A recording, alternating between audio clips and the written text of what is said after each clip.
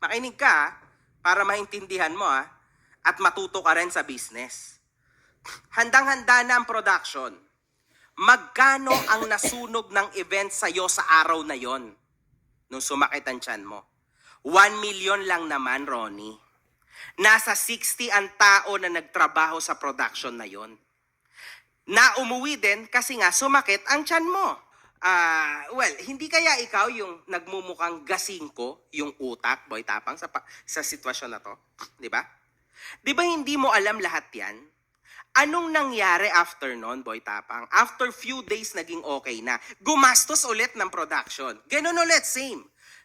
Binigay ulit ang TF. Yung TF ng kalaban mo, binigay ulit, same. Di ba? Sa event na yun lang to, Ronnie, isa lang to, Madami ka pang nabigay na aberya sa akin, Ronnie.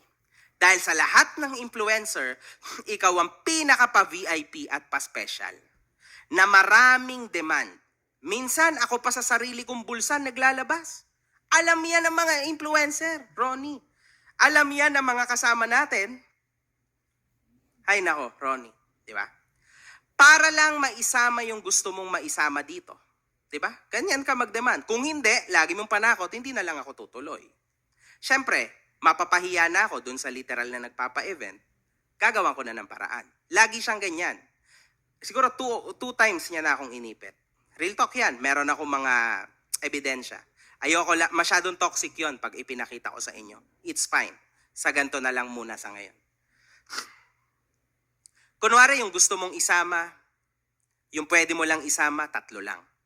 Ang gusto mo, 4. Kailangan ikaw ang masusunod. Siyempre, ikaw si Boy Tapang It's fine, man. Bibigay namin sa'yo yan. It's fine. Because we love you, man. We respect you at alam namin na malakas ka. Diba? Nasikat ka. Ganun, yun lang yun. That's it. At deserve mo yung ganyang treatment, obviously. Tapos, syempre, galing lahat sa bulsa ko yung mga extra. Hindi mo alam yan. Hindi mo alam yan, man. Akala mo kasi, Ronnie, ang tingin mo sa akin, pinagkaperahan ko kayo.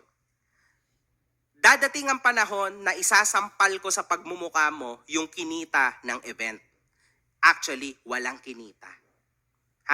Isasampal ko yan sa mukha mo, sa harap ng maraming tao, i-live pa natin para magkaalaman sino ang nagsasabi ng totoo sa hindi. Sorry, man. Kinakausap lang kita as a brother, man. Hope you understand. Tapos ganyan mo pagsalitaan ang event. Sobrang nakakamiss yung simpleng Boy Tapang lang. Naalala ko, nakachinelas ka lang. Real talk yan. Nung pumunta ka dito, di ba? Nung naka-private jet ka. Napakasimple at rubber shoes ang suot mo noon sa laban nyo ni Russell, di ba? Sa ring. Sabi mo, yun pa yung ginagamit mo noon nung amateur fighter ka pa. Sabi namin, wow, ang galing mo, napakasimple talaga nito si Boy Tapang. Isipin mo, Ronnie, eto pa.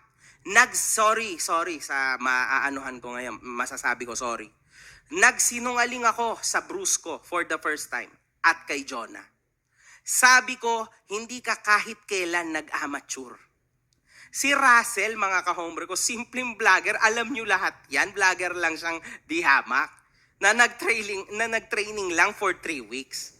Tas ikaw, Boy Tapang, amateur ka. Diba? Pero ikaw pa rin ang tiningnan ko kasi alam kong kailangan mo ng tulong. Galing mismo sa'yo yan. Kasi kailangan mo ng pera. Tinulungan kita for that. Kahit na may dugas. Kasi syempre, sobrang layo mo kay Russell. Di ba? Nung panahon na yun, sino ba ang tunay na sikat, Ronnie, nung panahon na yun, 6 years ago? Ikaw ba? 6 years ago, Ronnie? Sino ang tunay na sikat? Gusto ko yang lumabas sa bunganga mo. Para sabihin mo na ikaw ang nagpasikat sa aming lahat. At sa mismong Battle of the YouTubers, ikaw ang nagpasikat? Wow. Ilang beses ka ba lumaban sa BOTY, Ronnie? 2 times lang naman. Ang event ng Battle of the YouTubers was twice a week for a whole year. Tas sasabihin mo, ikaw ang nagpasikat sa aming lahat? Itong sinasabi ko sa'yo, You will forever still have a special place kasi ikaw ang nagsimula sa suntukan ng Battle of the YouTubers. Kaso mali din pala. Kasi lumaki na talaga ang ulo mo. Tama ang sinasabi ng mga tao sa'yo, mga fans mo, nasa comment section. Ayan ang paulit-ulit na sinasabi para lumaki na palang ulo ni Boy Tapang. Alam mo Ronnie, hindi lang sila. Pati yung mga kasama natin sa trabaho natin, napapansin, parang lumaki na ulo ni Boy Tapang. Ako, takip ako ng takip, Ronnie. Kahit alam ko sa sarili ko na oo. Kasi kilala kita, I've seen you 6 years ago nung walang-wala ka. Kesa sa ngayon, ibang-iba ka na, Ronnie. Hindi na kita makilala. Sobrang iba naman.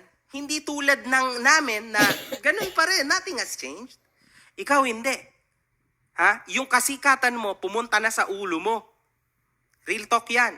Sa mga tao, mga fans ni Boy Tapang, tama ba ako? Hindi.